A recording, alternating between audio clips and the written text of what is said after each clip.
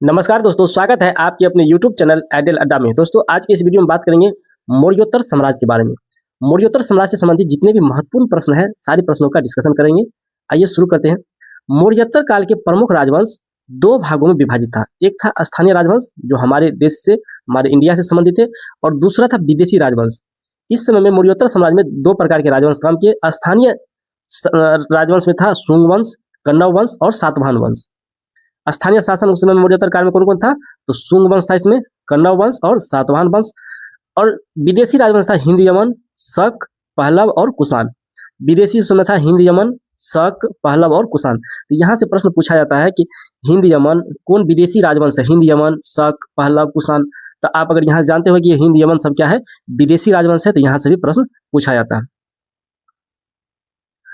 शुंग वंश पहला हमारा राजवंश है। शुंग वंश मौर्योत्तर काल का पहला राजवंश कौन है? शुंग वंश है।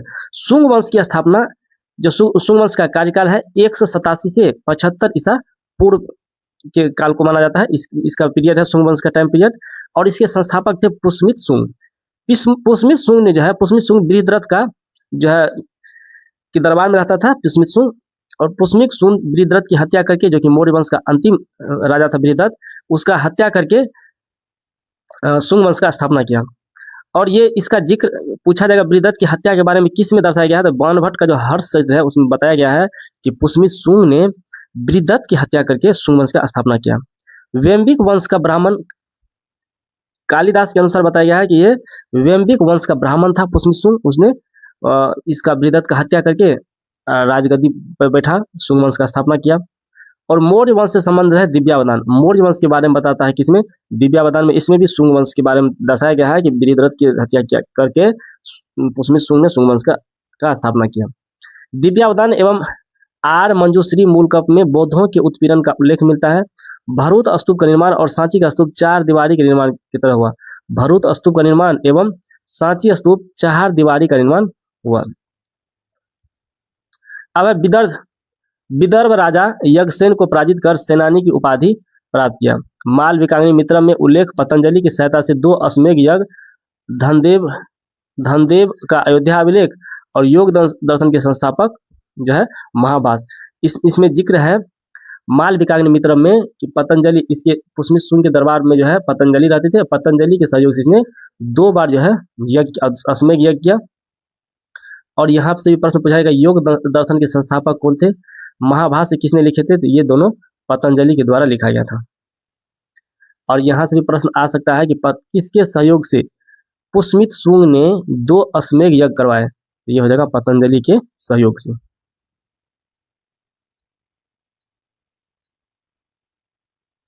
अगला है अग्निमित्र। अग्निमित्र पुष्यमित शुंग का पुत्र था। अग्निमित्र कौन था? पुष्यमित शुंग का पुत्र था। और ये पुष्यमित शुंग वसुमित्र कौशल के मूल देव द्वारा इसका हत्या किया गया। भागभद्र ग्रीक शासक एंटियोकोट्स का राजदूत हेलियोडोटस के दरबार में आया था। और हेलियोडोटस भागवत धर्म से प्रभावित हो गया था। भागभद्र जो है ग्रीक शासक एंटियोकोस का राजदूत था, हेलियोडोटस के दरबार में रहता था और ये भागवत धर्म से प्रभावित हो गया था। बेसनगर में वसुदेव के सम्मान में गरुड़ स्तंभ का स्थापना किया गया। बेसनगर में वसुदेव के सम्मान में गरुड़ स्तंभ की स्थापना किया गया। इसमें दंभ, छाया एवं अप्रमाद अंकित है। उसके बाद है आगे हमारा, इससे पूछा जाएगा मालविकाग्नि मित्रम का मुख्य नायक कौन था? तो मालविकाग्नि मित्रम का मुख्य नायक कौन था? ये कालिदास द्वारा रचित था। और अग्निमित्र और मालविका की प्रेम की कहानी है मालविकाग्नि मित्रम में। तो यहाँ से प्रश्न पूछा जाए, अब तो बीपीएससी में स्टेटमेंट वाला प्रश्न पूछता है, तो पूछा जाएगा मालविकाग्नि मित्रम के नायक थे। अग्निमित्र और मालविका की प्रेम कहानी, अग्निमित्र की अमात्य परिषद का उल्लेख। तो ये स्टेटमेंट टाइप का प्रश्न पूछा जाता है। तो मालविकाग्नि किसके द्वारा लिखा गया? कालिदास के द्वारा लिखा। पुस्तक का नाम पूछेगा कि मालविकाग्नि मित्रम किसके द्वारा लिखा गया? तो कालिदास के द्वारा। अग्निमित्र और मालविकाग्नि की प्रेम कहानी किसमें है? तो मालविकाग्नि मित्रम में है। अग्निमित्र की अमात्य परिषद का भी उल्लेख मालविकाग्नि मित्रम में। उत्तराधिकारी सुज्येष्ठ, सिक्कों पर ज्येष्ठ मित्र का नाम यमन आक्रमण को विफल किया। और गौड़गी संहिता में मालविकाग्नि मित्रम में उल्लेख मिलता है इसका सुज्येष्ठ का। देवभूति अंतिम शुंग शासक। देवभूति कौन था? अंतिम शुंग शासक था। और ब्राह्मण मंत्री वसुदेव द्वारा हत्या करके कण्व वंश की स्थापना किया गया। क्वेश्चन पूछा जाएगा अंतिम शुंग शासक कौन था, तो अंतिम शुंग शासक था वसुदेव, अंतिम शुंग शासक था देवभूति, और देवभूति की हत्या जब वसुदेव करके और इसने क्या किया, कण्व वंश की स्थापना किया, कण्व वंश की स्थापना किया। और कण्व वंश का टाइम पीरियड है 75 से लेकर के 30 ईसा पूर्व। और इसके संस्थापक वसुदेव, इसने जो है देवभूति का हत्या किया। राजधानी अपना बनाया पाटलिपुत्र, और शासक इसका हुआ प्रमुख शासक वसुदेव, भूमिपुत्र, नारायण और सुशर्मन। सातवाहन शासक सिमुक ने सुशर्मन का हत्या जो है, अंतिम शासक इसका हुआ था सुशर्मन। सुशर्मन का हत्या किसने किया, सातवाहन का शासक था सिमुक। सिमुक ने सुशर्मन का हत्या करके जो है सातवाहन वंश की स्थापना किया। तो यहाँ से प्रश्न अब पूछा जाएगा कि आपको कि सातवाहन की स्थापना किसने किया, तो ये प्रश्न पूछा गया है सातवाहन के बारे में कि सातवाहन का स्थापना किसने किया, तो सिमुक ने किया। किसके हत्या करके, तो सुशर्मन का हत्या करके। और सुशर्मन कौन था, तो कण्व वंश की अंतिम शासक था। दक्कन और मध्य भाग में मौर्यों के उत्तराधिकारी बना सातवाहन। दक्कन और मौर्यों के उत्तराधिकारी, पुराणों में से आंध्र कहा गया। सातवाहन को पुराणों में क्या कहा जाता है, आंध्र कहा गया। इनका मूल निवास प्रतिष्ठान यानी महाराष्ट्र था। इसका मूल निवास कहाँ पे था, प्रतिष्ठान महाराष्ट्र। इसके प्रमुख शासक हुए सिमुक, जो कि 60 से लेकर के 70 ईसा पूर्व सातवाहन शक्ति स्थापित करने में प्रथम शुंग और कण्व सत्ता की समाप्ति इसी ने किया था, सिमुक ने। दूसरा हुए कृष्ण 37 से 27 ईसा पूर्व, और सिमुक का भाई था ये कृष्ण। नासिक तक साम्राज्य विस्तार किया, और नासिक शिलालेख में इसका जिक्र किया गया है कृष्ण का। 300 वर्षों तक शासन। सबसे प्राचीन अभिलेख ईसा पूर्व पहली सदी के कण्वों की पराजित कर मध्य भारत के कुछ भागों तक सत्ता में स्थापित रहा।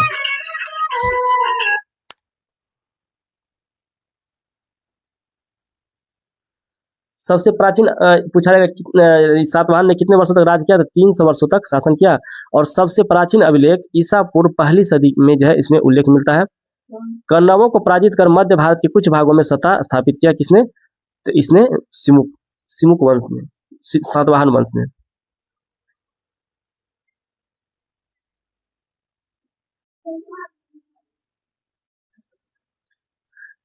कृष्ण के बाद राजा बना सातकर्णी प्रथम, और सातकर्णी प्रथम 27 से लेकर के 17 ईसा पूर्व तक रहा। सातकर्णी जो है सिमुक का भतीजा और कृष्ण का पुत्र था।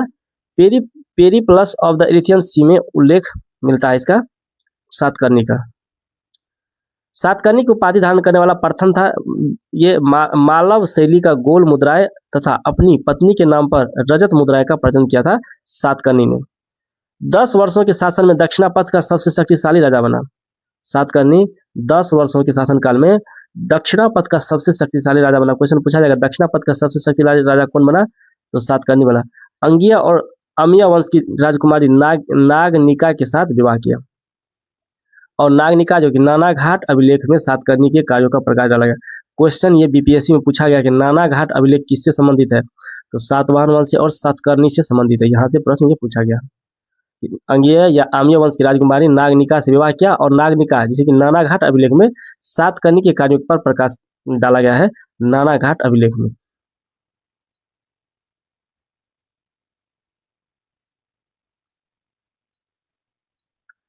अगला है हाल। हाल कब बना था, 20 से लेकर के 24 ईस्वी पूर्व। प्राकृतिक भाषा में गाथा सप्तशती की रचना किया था। प्रेम गाथाओं का वर्णन किया था किसके समय में, तो हाल के समय में। गुणादय द्वारा वृद्ध कथा कोश की रचना किया था। वृद्ध कथा कोश की रचना किसके द्वारा किया गया था, तो गुणादय के द्वारा किया गया था। सर्ववर्मन इसके दरबारी कवि थे।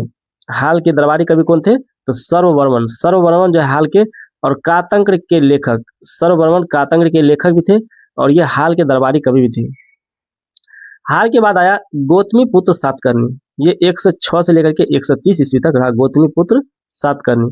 ये था ऊपर में सातकर्णी, यह है गौतमी पुत्र सातकर्णी। एकमात्र ब्राह्मण, अद्वितीय ब्राह्मण, नासिक अभिलेख में इसका जिक्र मिलता है कि एकमात्र ऐसा ब्राह्मण राजा था जो सातवाहन वंश का राजा बना, ये था जिसको अद्वितीय ब्राह्मण या एकमात्र ब्राह्मण के नाम से जाना गया। माता बलश्री का नासिक अभिलेख में इसका वर्णन मिलता है। साम्राज्य उत्तर में मालवा से लेकर के दक्षिण में कर्नाटक तक था। गौतमी पुत्र सातकर्णी का साम्राज्य जो है उत्तर में मालवा से लेकर के दक्षिण में कर्नाटक तक विस्तार था। राजधानी इसका पैठण प्रतिष्ठान यानी छत्रपति संभाजी का नगर महाराष्ट्र में जो है वहीं पे इसकी राजधानी था। रुद्रदामन प्रथम शक शासक द्वारा सातवाहन 2 बार पराजित हुआ। रुद्रदामन प्रथम यानी जो शक शासक था रुद्रदामन प्रथम, इसके द्वारा सातवाहन को 2 बार पराजित किया गया। कुछ ये फैक्ट्स है। अज कालिकिया तथा कार्ले के भिक्षु संघ के करजक नामक ग्राम दान में दिया गया था। गौतमीपुत्र सातकर्णी को शक शासक क्षत्रप नहपान को पराजित किया था। शक शासक क्षत्रप ने नहयान को क्या किया था? पराजित किया था। और नहयान कौन था? मध्य एशिया से भारत आगमन होने वाला था ये नहयान, इसको शक शासक ने क्या किया था? पराजित किया था।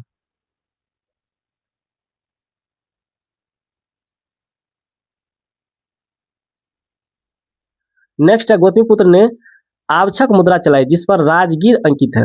गौतमीपुत्र ने जो है सातकर्णी ने आवछक मुद्रा चलाई जिसपे क्या था?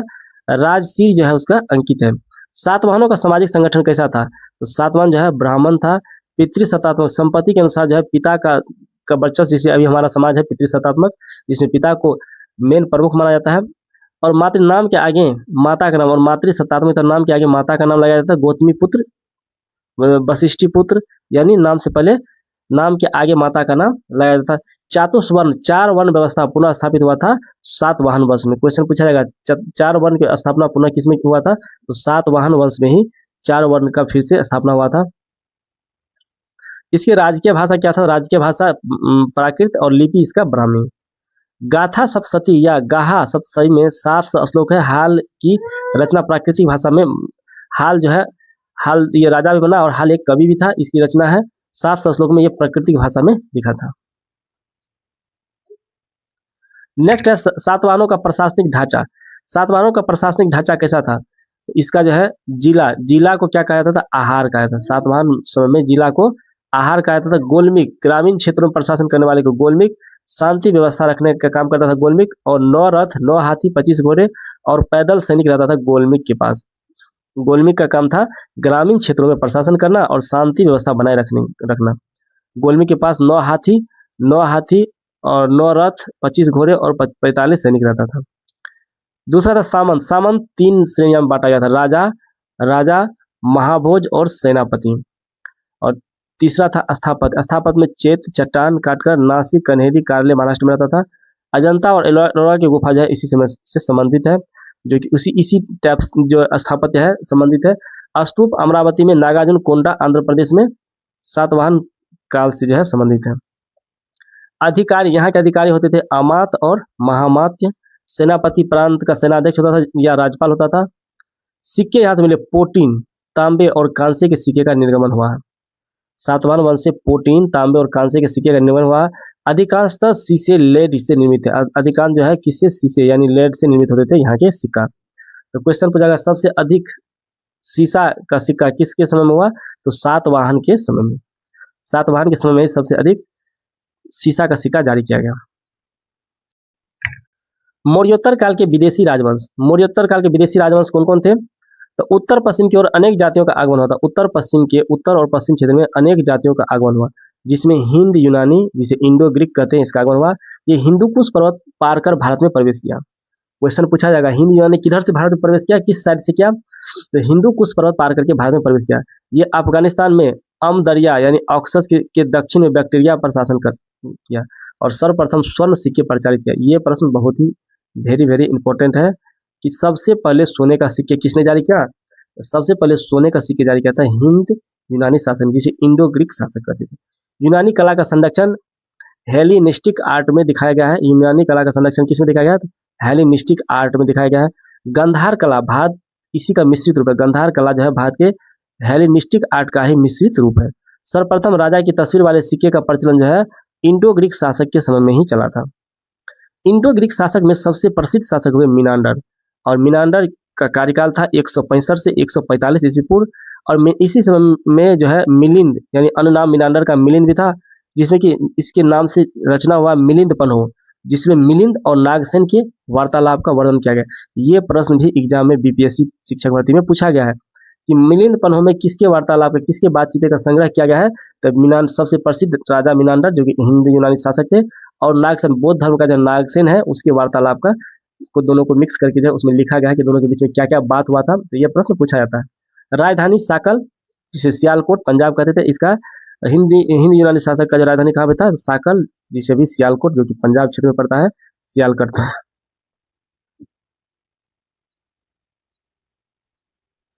और इसके 5 शाखाएं थे अफगानिस्तान में, तक्षशिला के, शक, मथुरा के।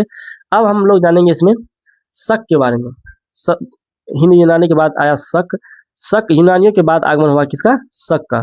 शक था सीथियन या भारत में शक क्षत्रप कहलाता था। और शक में जो है रुद्रदामन प्रमुख राजा था शक का। 130 से 150 ईस्वी तक उज्जैनी के शकों में सबसे प्रसिद्ध था ये रुद्रदामन।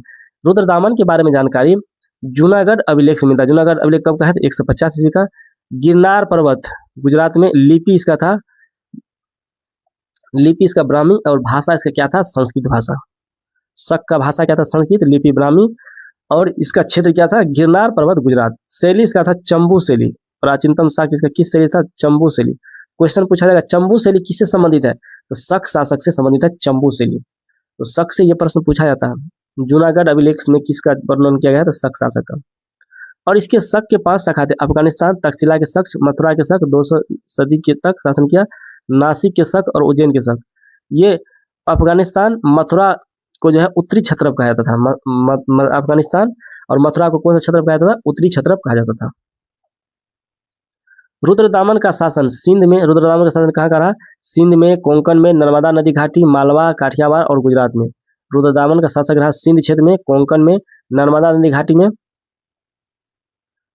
मालवा में, काठियावाड़ में और गुजरात में। अर्धशुष्क क्षेत्र में की सुदर्शन झील का अर्धशुष्क क्षेत्र की सुदर्शन झील का जीर्णोद्धार निर्मित पुष्मित वेश चंद्रगुप्त मौर्य के समय में हुआ था। ये सुदर्शन झील का निर्माण कब हुआ था? चंद्रगुप्त मौर्य के समय हुआ था। और इस पे जो है इसका काम, मरम्मत का काम किसने किया था? तो मरम्मत का काम किया था रुद्रदामन ने। यह प्रश्न पूछा जाता है कि ये प्रश्न बीपीएससी टीआरई में पूछा गया है कि सुदर्शन झील का जीर्णोद्धार किसने किया? तो इसने रुद्रदामन ने किया। अंतिम शासक था शक वंश का रुद्र सिंह तृतीय, जो कि चंद्रगुप्त विक्रमादित्य द्वारा हत्या कर दिया गया। अंतिम शासक शक का कौन था? रुद्र सिंह तृतीय, जिसका कि चंद्रगुप्त विक्रमादित्य द्वारा हत्या किया गया। और इसका वर्णन जो है चांदी के सिक्के में दर्शाया गया है कि रुद्र सिंह तृतीय का जो हत्या किसने किया था? चंद्रगुप्त विक्रमादित्य द्वारा किया गया। अगला है संस्कृत प्रेमी। दीर्घ अभिलेख में लिखा गया है कि ये जो है शक शासक क्या थे? संस्कृत प्रेमी थे। अब है हिंद पार्थियाई या पहलव शासक, जिसे हिंद पार्थियाई कहते हैं या पहलव भी कहते हैं। शकों के पश्चात इसका आधिपत्य हुआ पहलव का। संस्कृत में शक पहलव के रूप में उल्लेख है। मूल निवास इसका है ईरान। पहलव का मूल निवास कहाँ पे था? ईरान में। प्रसिद्ध शासक था गोंडोफर्निज। गोंडोफर्निज 20 से लेकर के 41 ईस्वी तक इसने शासन किया।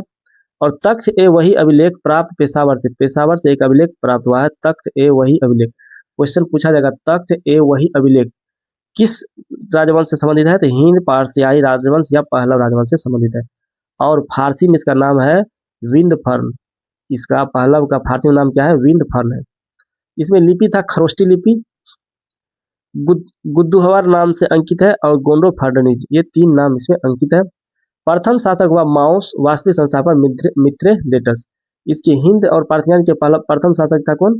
तो माउस, और वास्तविक संस्थापक माना जाता है मिथ्रेडेटस प्रथम को। तो पहलव से ज़्यादा प्रश्न देखने को नहीं मिला है एग्जाम में, लेकिन हो सकता है सेटर के मन की बात है कि पहलव से क्वेश्चन पूछते, लेकिन पहलव से अभी तक क्वेश्चन नहीं मिला है बीपीएससी शिक्षक भर्ती में। कुषाण से फिर प्रश्न पूछा जाता है। कुषाण की राजधानी कहाँ थे? पुरुषपुर या पेशावर प्रथम, और द्वितीय राजधानी इसका कहाँ था? मथुरा। कुषाण की प्रथम राजधानी पुरुषपुर या पेशावर, द्वितीय राजधानी मथुरा। पार्थियाइयों के पश्चात शासन किया इसने कुषाण ने, और बड़ी संख्या में शुद्ध सोने के सिक्के जारी किया। क्वेश्चन पूछा जाएगा सबसे अधिक शुद्ध स्वर्ण सिक्के किसने जारी किया? तो कुषाण शासक ने जारी किया। गुप्त शासकों में सबसे उत्कृष्ट जो है सोने का सिक्का जारी किया जाता है। ये प्रश्न का डिस्कशन पीछे कर चुके हैं। सर्वाधिक ताम्र सिक्के चलाने का भी श्रेय किसे जाता है? कुषाण शासकों में। यूची, ये जो है कुषाण शासक यूची कहलाते थे। यूची एक कबीला जो 5 कुलों में बटा था। कुषाण उन्हीं में से एक थे। यूची एक कबीला था, उसी कबीला का जो है 5 कबीला उसमें था, उसमें 5 भागों में बटा था। उसी 5 भाग का एक भाग था कुषाण। और साम्राज्य इसका था अमदुरिया से गंगा तक और मध्य एशिया के खुरासान से उत्तर प्रदेश के वाराणसी तक फैला हुआ था कुषाण शासक। और कुषाण से जो है बहुत सारे प्रश्न कनिष्क के बारे में और भी आगे डिस्कशन करेंगे, वहाँ से प्रश्न पूछा जाता है कुषाण वंश से। कुषाण वंश से, शक से, हिंद यूनानी से क्वेश्चन पूछा गया है। केवल इस टॉपिक में पार्थियाई या पहलव से क्वेश्चन नहीं देखने को मिला है, लेकिन इससे आपको शक शासक, हिंद यूनानी शासक, कुषाण वंश, यहाँ से प्रश्न हर एक एग्जाम में देखने को मिला है। नेक्स्ट है कुजुल कडफिसस 15 से 65 ईस्वी। सर्वप्रथम आक्रमण पश्चिमोत्तर प्रदेश पर अधिकार किया था किसने? कुजुल कडफिसस ने। और ये कुजुल कडफिसस ने ही जो है कुषाण वंश की स्थापना भी किया। केवल तांबे के सिक्के चलाए, रोमन सिक्कों की नकल करके इसने तांबे के सिक्के चलाए। महाराजा धीराज एवं धर्मधित की उपाधि धारण किया किसने? कुजुल कडफिसस ने। विम कडफिसस, कुजुल कडफिसस के बाद राजा बना विम कडफिसस। ये 65 से लेकर 78 ईस्वी तक रहा और कुजुल कडफिसस की मृत्यु के पश्चात सत्तारूढ़ हुआ ये भीम कडफिसस। भीम कडफिसस ने भारत में सर्वप्रथम स्वर्ण सिक्के चलाने का श्रेय दिया जाता है। सबसे पहले स्वर्ण सिक्के कुषाण वंश की किस शासक ने चलाया? तो भीम कडफिसस ने चलाया।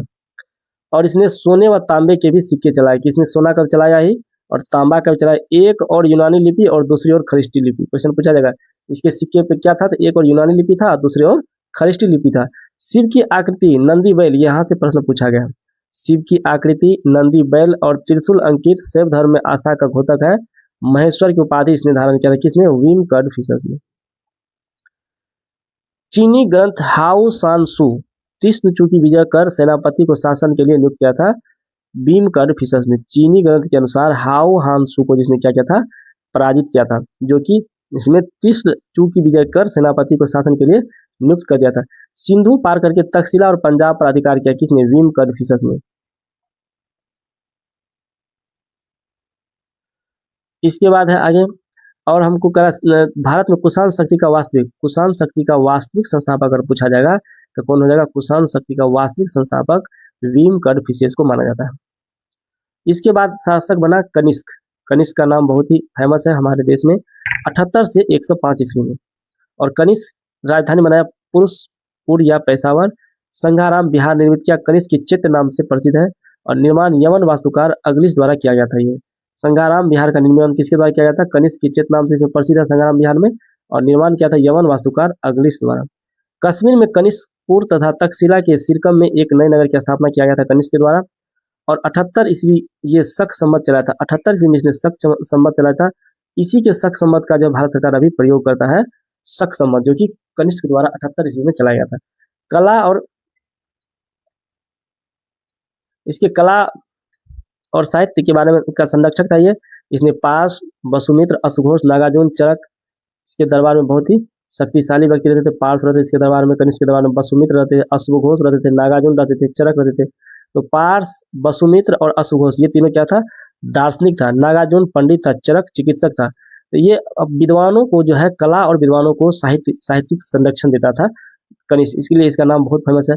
बौद्ध धर्म का संपोषण भी था कनिष्क। चतुर्थ बौद्ध संहिता का आयोजन कनिष्क के समय में हुआ था, यह भी प्रश्न पूछा गया।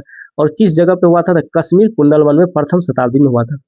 और इसके अध्यक्ष थे वसुमित्र, उपाध्यक्ष अश्वघोष। महायान संप्रदाय का अंतिम रूप जो है इसी बौद्ध संहिता, चतुर्थ बौद्ध संहिता में दिया गया था। चीन के शासक पांचाल से 2 बार युद्ध करके पहले पराजय और बाद में विजयी हुआ था किसमें? कनिष्क में। और कनिष्क के वासुदेव प्रथम सिक्के में सोना और तांबे है। सोना में दिनार, चौथाई दिनार इसमें शामिल है सोना में, और तांबे में एकल मूल वर्ग दिया गया है। धार्मिक विकास, इसके समय में धर्म के क्षेत्र में विकास हुआ। हेलियोडोरस द्वारा विदेशी में गरुड़ स्तंभ वासुदेव विष्णु की आराधना के लिए लिखा गया था हेलियोडोरस के द्वारा। अब शिव और बौद्ध दोनों के उपासक थे। कुषाण मुद्राओं पर चित्र है कि शिव और बौद्ध के दोनों के ये क्या थे? उपासक थे। मीनांडर जो है बौद्ध हो गया। मीनांडर मिलिंद पन्हो जो कि नागसेन और नागार्जुन के साथ संवाद है। मौर्योत्तर काल के इतिहास का प्रमुख स्रोत होता है ये हमारा मिलिंद पन्हो। बौद्ध महायान संप्रदाय का उद्भव हुआ इसी के समय में, कुषाण काल में ही। और कला से कला की नई श्रेणियां विकसित हुई इसी समय। गांधार कला, संरक्षक शक और यथार्थवादी। मथुरा कला संरक्षण कुषाण और आदर्शवादी। गांधार कला का संरक्षक कौन था? शक था। और ये किस पे आधारित था? यथार्थवादी पे आधारित था। और मथुरा कला का संरक्षण कुषाण था और ये आदर्शवादी पे संबंधित है। मूर्ति कला की नई शैली इसी के समय हुआ और भारत और रोम की मिश्रित शैली इससे संबंधित है, गांधार और कुषाण कला से, मथुरा कला से। बुद्ध के बाल यूनानी रोमन कला शैली में और कनिष्क की सिर विहीन खड़ी मूर्ति। बुद्ध के बाल जो है किस कला में है? तो रोमन कला शैली में। क्वेश्चन पूछा जाएगा बुद्ध का जो बाल का जो फिगर बनाया गया है किस शैली से बनाया गया था? यूनानी रोमन कला शैली से बनाया गया। ये सब बहुत अगर डीप में क्वेश्चन जाएगा तो यहाँ से प्रश्न आ सकता है। बुद्ध के बाल यूनानी रोमन कला की शैली में है। कनिष्क की सिर विहीन खड़ी मूर्ति, बिना सिर वाला जो मूर्ति है कनिष्का, वो किस कला में है? तो मथुरा में लाल बलुआ पत्थर की मूर्ति से इसको बनाया गया। और बोध गुफा है, महाराष्ट्र में चट्टानों को काट कर बनाया था बोध गुफा। और आंध्र प्रदेश में नागार्जुन कोंडा और अमरावती बोध कला के लिए फेमस है। क्वेश्चन पूछा जाएगा, नागार्जुन कोंडा और अमरावती किस कला के लिए प्रसिद्ध है? तो बोध कला के लिए। तो आज का प्रश्न कैसा लगा, लाइक कमेंट करके बताएं। यदि आप इस चैनल पर नए हैं तो चैनल को सब्सक्राइब कर लें। आपको सभी आगामी exam BPSC TRE4, BPSC ADO, CTET, आपको SSC GD, SSC CGL, CHSL, railway NTPC, group D और जितने भी हमारे आगामी एग्जाम है, बिहार SSC, बिहार पुलिस, बिहार दरोगा, परिचारी, सभी एग्जामों के लिए आपको टॉपिक वाइज GK, GS और करंट अफेयर्स का बहुत ही बेहतरीन तरीका से आपको प्रश्न यहाँ करवाया जाएगा। तो चैनल पर बने रहें, वीडियो को अधिक से अधिक दोस्तों को शेयर करें। अगर वीडियो अच्छा लगता हो तो लाइक कमेंट करके जरूर बताएं। तो मिलते हैं नेक्स्ट टॉपिक पर। Thanks for watching.